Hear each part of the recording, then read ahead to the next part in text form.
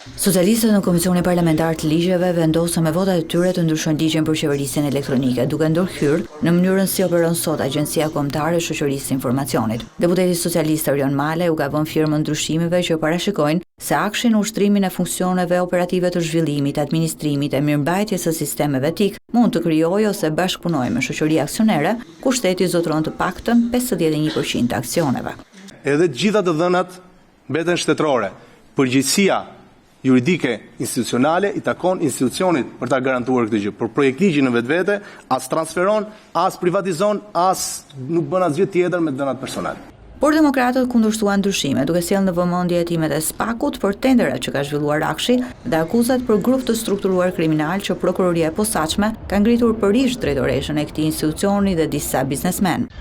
Çfarëdo lloj shpike ligjore që ju të mbani, ju duhet më parë të dekriminalizoni Akshin, që agastrat dhe ata të tjerët, nuk e di, berber nuk e di si quhen të tjerët, mos kapin llokmën e Luanit të 500 milion euro të dhëna për të zhvilluar infrastrukturën. Dhe kjo nuk e zgjidh, sepse kjo do ta çojë atje, do ta çojë edhe më keq, do ta çojë pagar. Tendrat e Akshit, zoti kryetar, janë ndarë me revolet e koka.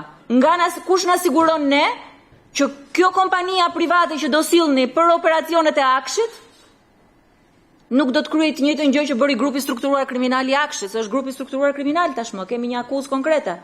Por kritikat e opozitës nuk e ndryshuan qëndrimin e mazhorancës socialiste.